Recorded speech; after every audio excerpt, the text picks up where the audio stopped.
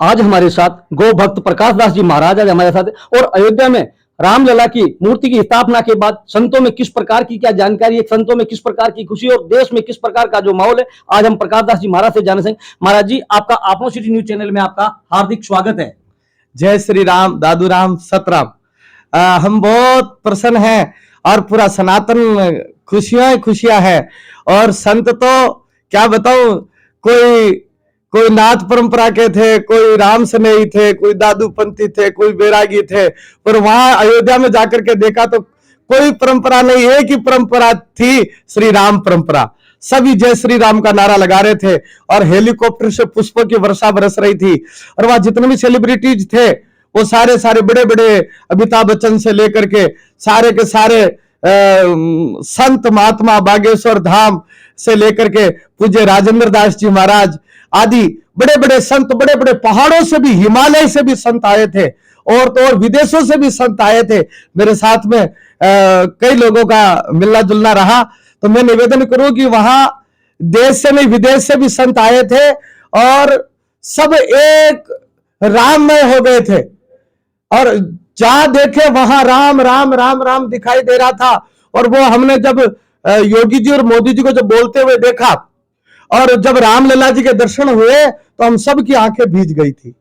ऐसा महसूस हो रहा था कि 500 वर्ष के बाद हमारे रामलला जी मंदिर में आ गए हैं।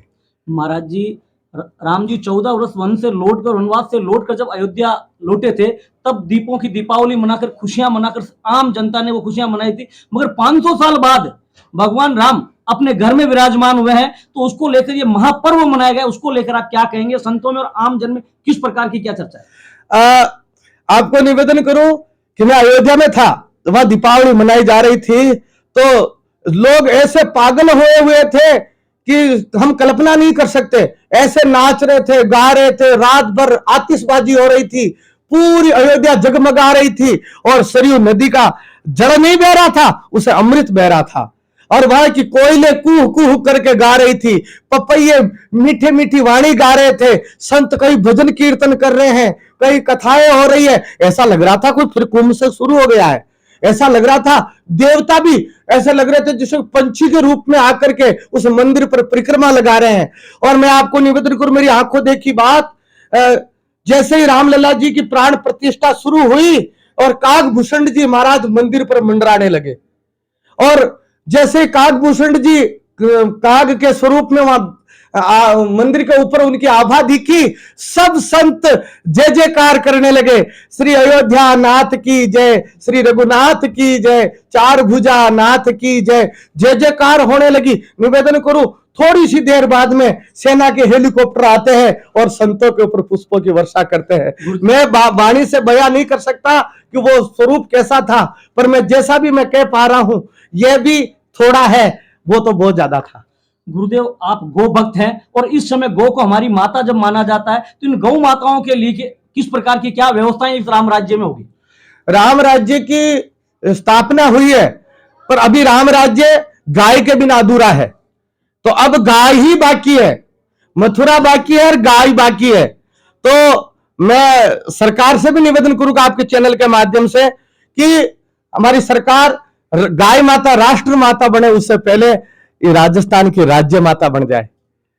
जिस प्रकार से वृक्ष हमारा राज्य वृक्ष है खेजड़ी का, जैसे ऊंट राज्य पशु है, तो हमारी गाय माता राज्य माता क्यों नहीं बन सकती है? तो पहले राजस्थान की सरकार को भी निवेदन करूंगा कि पहले राज्य माता राजस्थान की बने, फिर राष्ट्र माता भी बनेगी, यह मुझे भरोसा है। रामलला आने से पहले ही जिस प्रकार अयोध्या में रामलला से पहले मंदिर में सजाया गया था, उसी प्रकार संपूर्ण भारत के प्रत्येक छोटे से बड़े मंदिरों को धुलाई करके और उस प्रकार की एक महक और एक कार्यक्रम जो आयोजित हुआ, उसको लेकर आप क्या कहेंगे? किस प्रकार का परिवर्तन मानते हैं? मुझे तो लगता है कि फिर से त्रेता युग आ गया है और ये त्रेता युग की छाया है जो प्रत्येक मंदिर, मैं तो ये कहता हूं कि कई मंदिरों का जीर्णोद्धार हो गया और कई नए मंदिर बन करके वहां भी नई स्थापना हुई है ठाकुर जी की। और अयोध्या से भी ज्यादा तो मेड़ता सजा हुआ था। मेड़ता में चारों तरफ, क्योंकि मीराबाई का है मेड़ता, चार भुजानाथ साक्षात या विराज रहे हैं, तो मेड़ता तो खुद अयोध्या बना हुआ था। मुझे यहां आने पर पता चला कि दीपावली भी ऐसे नहीं मनाते, उससे कई गुना या दिए जलाए गए और या दीपावली का मौसम मनाया गया, रामलला जी की बधाइयां गाई गई और अब तक भी गाई जा रही है। किशन देव जी की छतरी पर आज हम यहाँ बैठ करके और अद्भुत कार्यक्रम हुआ, इतनी मातृशक्ति आई है बेटियों का। मुझे लगता है लगभग 3000 बेटियों का यहाँ भोजन रहा, कन्याओं का भोजन रहा। तो आने वाले समय में बेटियों का भी सम्मान होगा, मां सीता का भी सम्मान होगा, मां गीता का भी सम्मान होगा और देश में ये रामराज आया है तो अब गाय माता का भी समय आएगा। साधु संतों के राष्ट्रपति के रूप में चारों शंकराचार्यों को माना जाता है। चारों शंकराचार्य ऐसे आयोजन में जहां रामलला हमारे बीच जिनकी मूर्ति की स्थापना हुई है और वहां उपस्थित नहीं है, उनको लेकर आप क्या कहेंगे? आप साधु संत समाज से, इसलिए निवेदन यह है कि शंकराचार्य बहुत ऊंचा पद है।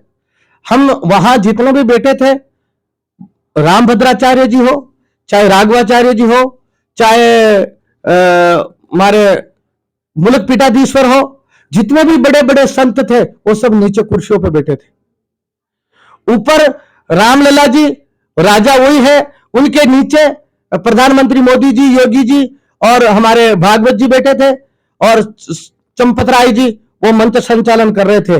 बाकी वहां सब समान। अब आचार्य शंकराचार्य तो एक ऊंचा पद है, फिर उनको अलग से व्यवस्था दे। फिर दूसरा शंकराचार्य तो 4 ही है वैसे तो, पर कई शंकराचार्य बने, वो भी कहेंगे साहब हमें भी ऊपर बिठाओ, वो भी। तो हम चाहते हैं कि यह समान दृष्टि से बैठे और वो भी शंकराचार्य को निमंत्रण तो दिया ही होगा और मुझे पूरा पता नहीं अगर निमंत्रण दिया और वो नहीं आए तो उनकी हमें तो जब निमंत्रण मिला तो हम गदगद हो गए कि हमारे स्वयं रामलला जी का। अरे वो अभागे वो लोग हैं जिनके पास निमंत्रण आए, वो रामलला जी के कार्यक्रम टीवी चैनल पर एक शंकराचार्य जी के नाम से एक आ रहे हैं, वो शंकराचार्य अपने आप को शंकराचार्य बता रहे, क्या वास्तव में वो शंकराचार्य जिन्होंने अन्य शंकराचार्यों के बारे में कुछ विभिन्न प्रकार की जो टिप्पणी की गई है? ये आपस में लड़ाइयां हैं, ये शंकराचार्य हमारे कुंभ में भी आपस में लड़ पड़ते हैं। तो साहब पहले स्नान हम करेंगे, हम बड़े हैं छोटे, ये छोटे बड़े का नाता बैठने के लिए तो रामराज की स्थापना की गई है। और अभी भी शंकराचार्य अगर इस प्रकार का कोई भी अन्य, मैं एक छोटा सा साधक हूं, मुझे ज्यादा बड़ा बोलने का कोई अधिकार नहीं है, फिर भी हमारे संतों से भी मैं प्रार्थना करता हूं कि ये छोटा बड़ा का भेद मिटा करके हम सबको इस राम राजा, हमारे सबसे बड़ा राम राजा ही राम है, उसके नीचे हम सब प्रजा है।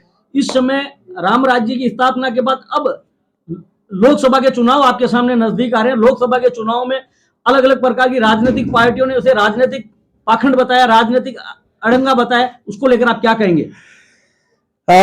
यह तो वो लोगों को क्या कहते हैं, मैं क्या बताऊं आपको कि अंगूर लोमड़ी के हाथ नहीं लगते हैं ना, तो वो कहते हैं खट्टे हैं। ये असल में बात यह है कि रामराज की स्थापना होनी थी, इतना बड़ा परिश्रम कौन करता? आज दिन तक किसने किया? 70 साल हो गए इन लोगों को यहाँ रहते हुए, जो राम को काल्पनिक बताते हैं, सेतु को तुड़वाने के लिए उनके षड्यंत्र होते हैं। और अगर वो लोग ठीक होते तो अब तक रामलला जी क्यों नहीं विराज जाते? क्यों नहीं अब तक मंदिर बन जाता? क्यों इतने कोर्टों के चक्कर काटने पड़ते? तो इन लोगों की मनसा ही नहीं थी और वो अभागे लोग हैं जो राम का नहीं है, वो किसी काम का नहीं है, इसलिए तो वो नहीं आए। उनको निमंत्रण भी दिया गया, उन्होंने निमंत्रण को ठुकरा दिया। इससे बड़ा क्या हो सकता है? क्योंकि बाग में जब दाख पकते हैं तो कागले के कंठ में रोग हो जाता है। इसलिए जब रामलला जी को विराजना था और उनको निमंत्रण आया, लेकिन फिर भी उनके कंठ में रोग हो गया, वो नहीं आ पाए। वो उनकी पीड़ा है। हम तो बहुत प्रसन्न है, जो वहां गए वो सब प्रसन्न है और पूरा हिंदुस्तान ने दीपावली मनाई है। हम तो सारे सनातनी संत सब प्रसन्न है। आप जनता को चैनल के माध्यम से क्या संदेश देना चाहेंगे? हम तो सभी जनता को यही संदेश देना चाहते हैं कि आप सभी भी रामलला जी के वहां जाकर के दर्शन करें और अपने घर में भी रामराज आए, घर में भी हनुमान चालीसा का पाठ हो, घर में गाय माता की सेवा हो। यही मेरा संदेश है आपसे।